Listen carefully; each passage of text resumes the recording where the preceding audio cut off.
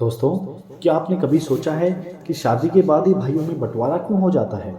जो भाई शादी से पहले एक दूसरे पर जान छिड़कते थे, आज वही भाई शादी के बाद एक दूसरे से लड़ने को तैयार क्यों हो जाते हैं? ऐसा क्यों होता है?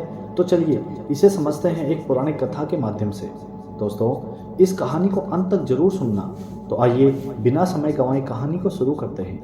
बहुत समय पहले एक नदी के किनारे पर एक किसान अपनी पत्नी और 3 बेटों के साथ रहता था। तीनों बेटों की शादी हो चुकी थी और पूरा परिवार सुखपूर्वक रहता था।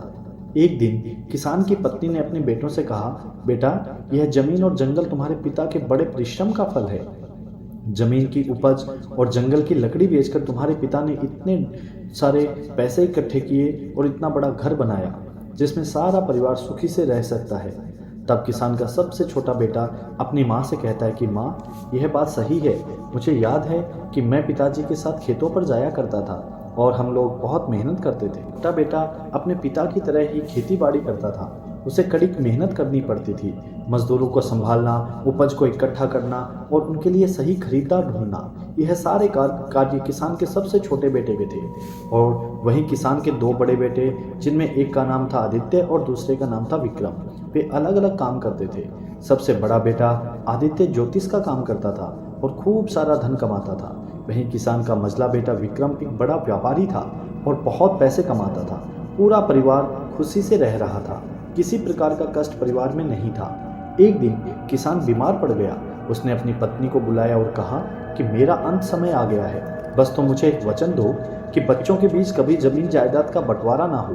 मैं यह चाहता हूँ कि हमारे तीनों बच्चे जीवन भर मिलजुल कर रहें, किसी के बीच कोई भेदभाव उत्पन्न ना हो, क्योंकि जिस घर की एकता भंग हो जाती है वह घर पूरी तरह बिखर जाता है। किसान की पत्नी ने उस किसान को वचन दिया। वचन देते ही किसान की मृत्यु हो गई। समय धीरे धीरे गुजरता गया। फिर एक दिन किसान की पत्नी ने अपने तीनों बच्चों को बुलाया और कहा, बेटो, मैं तुमसे एक वचन लेना चाहती हूँ। तुम्हारे पिता की अंतिम इच्छा थी कि तुम्हारे बीच कभी भी जमीन जायदाद का बंटवारा ना हो। तुम तीनों भाई और तीनों बहुएं हमेशा घर में मिलजुल करके जीवन यापन करो, क्योंकि जिस घर की एकता टूट जाती है वह घर कभी उन्नति नहीं कर पाता। किसान की पत्नी की बात सुनकर के तीनों बेटे कहने लगे, हाँ माँ, आप जैसा चाहती हो हम वैसा ही करेंगे। पिताजी की जैसे इच्छा थी हम उन्हीं की इच्छा के विरुद्ध कभी नहीं जाएंगे। हम तीनों भाई हमेशा प्रेम से रहेंगे। अपने बेटों की बात सुनकर के किसान की पत्नी बहुत खुश हुई। सबसे बड़ा बेटा ज्योतिष में बहुत निपुण था।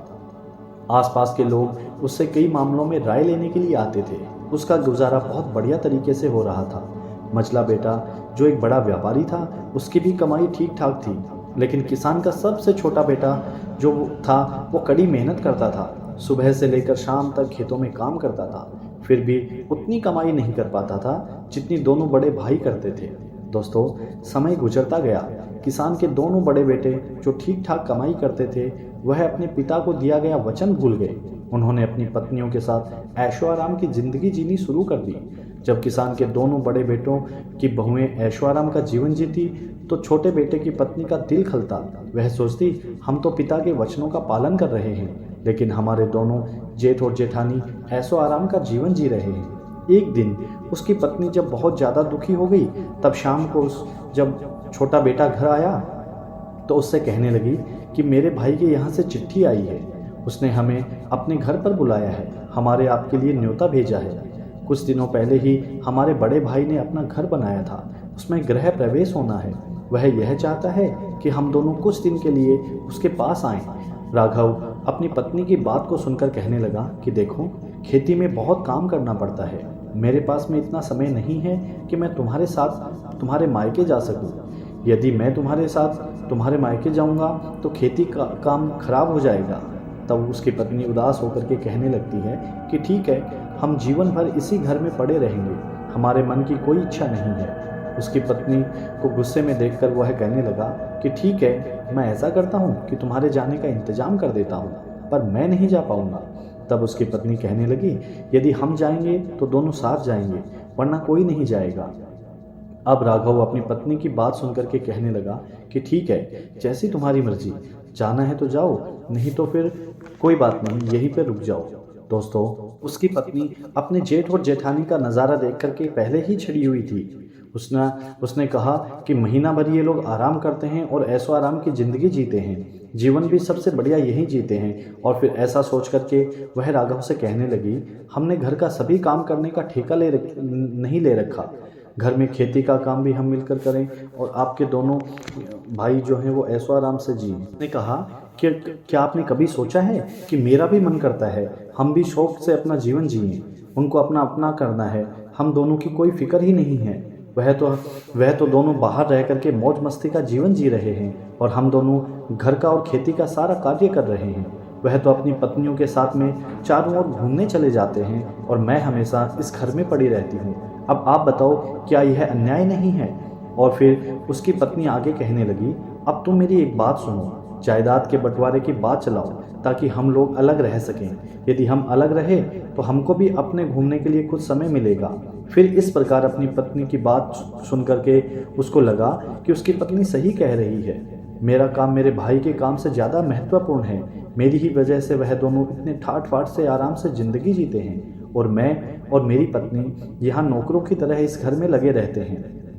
अब दोस्तों, एक दिन जब सब भाई घर में खाना खा रहे थे तो किसान के सबसे छोटे बेटे ने अपनी माँ और भाइयों से कहा कि उसे जायदाद में उसका हिस्सा चाहिए।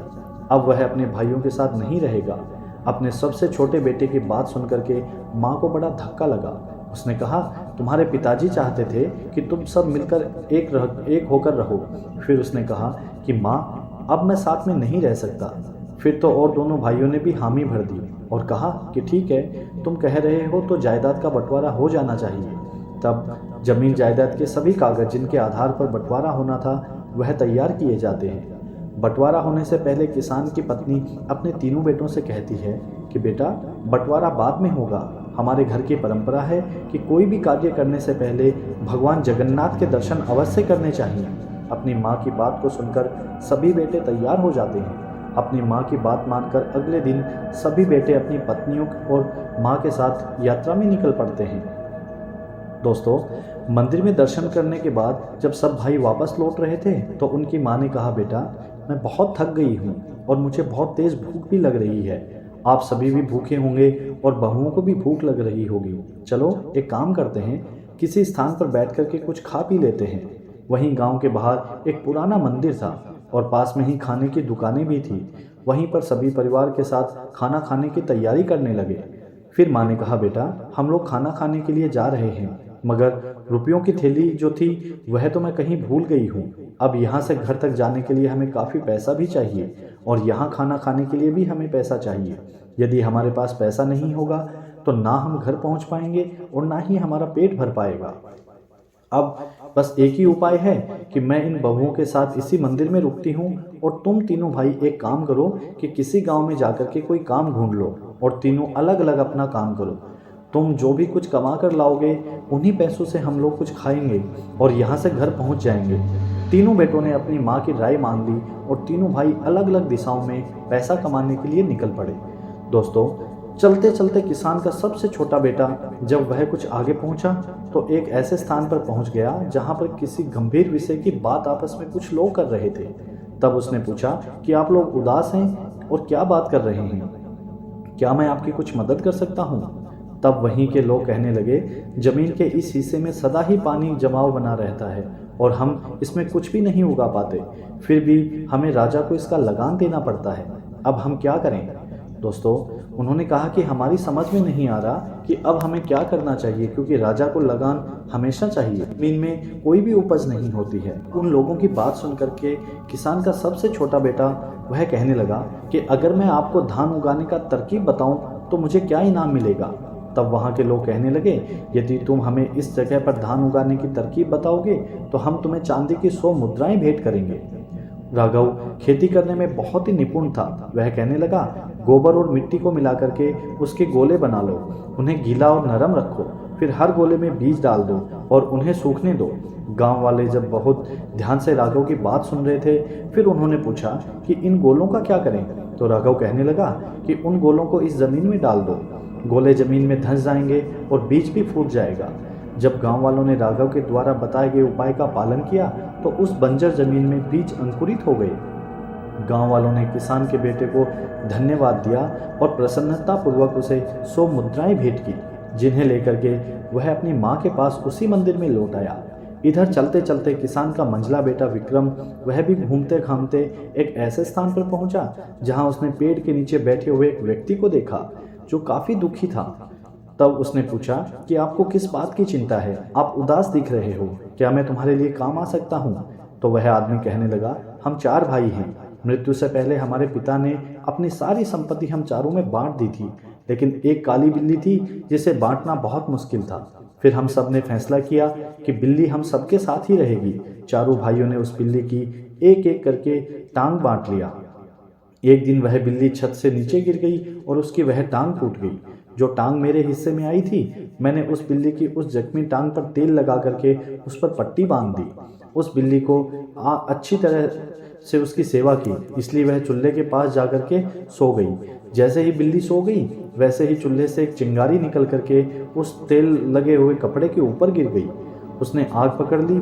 जब बिल्ली वहां से भागी तो आसपास के घरों में आग लग गई और सब कुछ कुछ ही पल में खाक हो गया।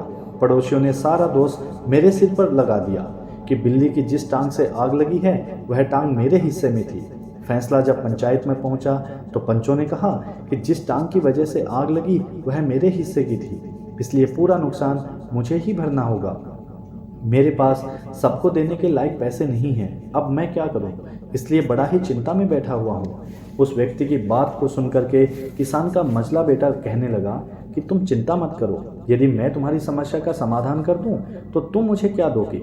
वह आदमी कहने लगा, यदि तुम मेरी समस्या का समाधान कर दो तो मैं तुम्हें 200 सिक्के दूंगा। शर्त मंजूर हो जाने के बाद वह किसान का बेटा कहने लगा, तुम जाओ और अपने पड़ोसियों और गांव के बड़े बूढ़ों को जमा करो, मैं तुम्हें शीघ्र ही वहां मिलूंगा। किसान के बेटे की बात को सुनकर के वह आदमी अपने गांव के सभी व्यक्तियों को बुला लाया और वहां पर भीड़ जमा हो गई। सबकी बात सुनने के बाद किसान का बंचला बेटा कहने लगा, यह सच है कि सारा नुकसान बिल्ली ने किया है, और यह भी सच है कि जो टांग इनके हिस्से में थी वह टांग जख्मी थी और उस पर तेल की पट्टी बंधी हुई थी, और यह भी सच है जो आप लोग सभी जानते हैं कि बिल्ली के भागने की वजह से ही सबके घरों में आग लगी है। मगर एक बात आपने नहीं सोची कि बिल्ली अपनी कभी भी जख्मी टांग पर नहीं भाग सकती। जो बिल्ली की टांग टूट चुकी थी वह तो किसी काम की नहीं थी। बिल्ली केवल अपनी सही 3 टांगों से भागी थी, जिसकी वजह से चारों ओर आग लगी। अब आप ही बताओ, बिल्ली की टूटी हुई टांग का दोष है या जो टांगें सही थी उनका दोष है? विक्रम की बुद्धि ने सब गांव वालों को अचंभे में डाल दिया और सभी ने हाँ में अपना सिर हिला दिया। फिर फैसला हुआ कि 3 टांगें जो सही थी उसके मालिक ही हर्जाना भरेंगे। फिर तो जख्मी टांग का मालिक बहुत ही खुश हुआ और वादे के मुताबिक उसने विक्रम को सोने के 200 सिक्के भेंट कर दिए। किसान का मझला बेटा भी 200 सोने के सिक्के लेकर के अपनी माँ के पास मंदिर में लौट आया। इधर किसान का सबसे बड़ा बेटा, जिसका नाम आदित्य था, वह भी कमाई करने के लिए गया, मगर वह चलते चलते एक ऐसे घर में जा पहुंचा जहां रोने की आवाज़ आ रही थी। जब वह घर बहुत बड़ा था, उसके बाहर एक पहरेदार खड़ा था। आदित्य सोचने लगा, ऐसे आलीशान घर में रहने वाला कोई व्यक्ति क्यों रो रहा है? आखिरकार इसकी समस्या क्या है? जब वह आगे बढ़ा तो पहरेदार से पूछा, महोदय एक बात बताओ, इस घर से रोने की आवाज़ क्यों आ रही है? फिर किसान के बेटे की बात को सुनकर के पहरेदार कहने लगा, आप अंदर चलिए और आप स्वयं ही पूछ लीजिए। किसान का बेटा जब अंदर गया तो वह कहने लगा कि आपको क्या कष्ट है, आप क्यों रो रहे हैं, आप मुझे बताओ, शायद मैं आपकी कोई सहायता कर सकूं। तब वह मंत्री कहता है, अरे भाई, राजा लोग भी अजीब सनकी होते हैं। हमारे राजा ने मुझे एक हाथी का वजन पता करने के लिए कहा है। अगर मैं नहीं कर सका तो राजा मेरा सिर धड़ से अलग करवा देगा। इतना कह करके मंत्री एकदम से रोने लगा। मंत्री की बात को सुनकर के किसान का बड़ा बेटा कहने लगा, तुम चिंता मत करो, यदि मैं तुम्हारे हाथी का वजन पता लगाने में मदद करूं तो मेरा क्या पुरस्कार होगा? तब वह मंत्री कहने लगा, यदि तुम मुझे इस हाथी का वजन पता करवा के दोगे तो मैं तुम्हें 300 सोने की मुद्राएं दूंगा। शर्त मंजूर होने के बाद किसान के बड़े बेटे ने उस मंत्री से कहा, मुझे हाथी के पास लेकर के चलो। जब वह हाथी के पास पहुंचा तो उस मंत्री से कहने लगा, इस हाथी को एक नदी के पास ले चलो जहां पर काफ़ी नौका हों। किसान के बेटे के कहने के मुताबिक जब मंत्री हाथी को नदी के किनारे पर ले गया तो किसान के बेटे ने नाव वाले से कहा, इस हाथी को नाव में खड़ा करें नाव वाले ने जैसे ही हाथी को नाव में खड़ा किया और नाव पानी में धंसने लगी। जब नाव पानी में धंसना रुक गया तो किसान के बेटे ने कहा कि जहाँ पर नाव रुकी है वहाँ पर निशान लगाओ और फिर इस हाथी को इस नाव से उतार लो। किसान के बेटे की बात सुनकर के नाव जहाँ पर रुकी थी वहाँ पर निशान लगा दिया गया और उस हाथी को नौका से बाहर निकाल दिया गया। पुनः किसान का बेटा फिर कहने लगा कि अब इस नाव में इतने पत्थर भरो कि यह नौका उसी स्थान तक पहुँच जाए। किसान के बेटे की बात सुनकर के सभी ने बड़े बड़े पत्थर उस नाव में भर दिए। जब नाव इस निशान पर पहुँच गई जहाँ पर हाथी के वजन से पहले रुकी थी तो किसान के बेटे ने कहा, अब पत्थर डालना बंद करो और इस नाव में से पत्थर बाहर निकाल लो। इन पत्थरों को तोल लो, जितना वजन इन पत्थरों का होगा उतना ही वजन इस हाथी का होगा। तब वह मंत्री इस प्रकार अपने हाथी के वजन को जानकर के बहुत खुश हुआ। शर्त के मुताबिक उसने उस किसान के बड़े बेटे आदित्य को 300 स्वर्ण मुद्रिकाएं भेंट की। उन मुद्रिकाओं को लेकर के वह अपनी माँ के पास फिर उसी मंदिर में जहाँ पर सब लोग इकट्ठे थे वहाँ पहुँच जाता है। जब सारे बच्चे धन कमा करके मंदिर में लौट आए तो उन्होंने बड़े प्रेम से खाना खाया। दुकान वाले का इतना पैसा बन गया कि तीनों बेटों ने जो पैसा कमाया था वह सारा उस खाने में ही चला गया। केवल उनके पास उतना ही पैसा बचा जिससे वे खर्च करके अपने घर वापस आ सकें। जब किसान की पत्नी अपने बच्चों और बहुओं के साथ घर वापस आई तो उसने रुपयों वाली थैली एकदम से निकाल करके अपने बेटों के सामने रख दी और कहा, मैंने जानबूझ करके इस थैली को छुपा लिया था ताकि तुम्हें समझा सकूं कि एकता में कितनी शक्ति होती है। तुम तीनों बेटों ने मिलकर के जो भी धन कमाया उसे इकट्ठा करके ही हम लोगों को खाना मिला और बचे हुए पैसों से हम अपने घर पर आ सके। यदि तुम तीनों मिलकर एक जगह कमाई एकत्रित नहीं करते तो आज हम ना पेट भर के खाना खा पाते और ना ही वापस घर आ पाते। इसलिए हमेशा ध्यान रखना, जब तक झाड़ू बंधी रहती है तब तक उससे सफाई हो सकती है। जब उसकी सीख बिखर जाती है तो झाड़ू किसी काम की नहीं रहती। इस प्रकार जब तक तुम तीनों के अंदर एकता का भाव रहेगा तब तक इस घर की उन्नति होती रहेगी। जिस दिन बंटवारा हो गया उस दिन इस घर की उन्नति रुक जाएगी। इसी कारण तुम्हारे पिताजी ने मरने से पहले मुझसे वचन लिया था कि मैं तीनों बच्चों के अंदर कभी बंटवारा ना होने दूं। इस प्रकार किसान की पत्नी की बातों को सुनकर के किसान के तीनों बेटे एक दूसरे के गले लग गए। उन्होंने भविष्य में कभी भी अलग ना होने का संकल्प ले लिया और यह वचन लिया कि तीनों बहुएं एक साथ रहेंगी। तीनों बेटे जो भी कमाएंगे उसे एक जगह इकट्ठा करेंगे और फिर एक साथ बैठ कर के निर्णय करेंगे कि क्या काम करना चाहिए और क्या नहीं। दोस्तों, उन्होंने संकल्प लिया कि किसी के साथ कोई भेदभाव नहीं किया जाएगा। अब दोस्तों, आप लोग कितने इस कहानी को कहाँ तक समझे? क्या आपको इस कहानी में सबसे अच्छा लगा? आप मुझे ज़रूर बताइएगा, क्योंकि ये कहानी सबके घर की है, मेरे भी घर की है और आपके भी घर की है। हम सब चाहते हैं कि हम सब एक बन के रहें, परंतु कहीं ना कहीं हमारा अहम, कहीं ना कहीं हमारी चीज़ें आपस में नहीं सामंजस्य खाती, इसलिए हमारे घर में भी ऐसा हो जाता है। फिर भी हमें कोशिश करनी चाहिए कि हम जहाँ तक हो सके इन चीज़ों को रोकें, एक दूसरे के लिए समर्पित रहें, क्योंकि दोस्तों कहते हैं कि खाली हाथ आए थे और खाली हाथ ही जाना है। इसलिए इस पूरी ज़िंदगी के बीच क्यों इतना सामंजस्य खराब करना। कैसी लगी कहानी कमेंट्स में आप अपनी राय ज़रूर रखिएगा। मैं फिर मिलूँगा आपसे एक नई कहानी के साथ। तब तक के लिए आप सब भाइयों को हाथ जोड़ करके जय श्री राम।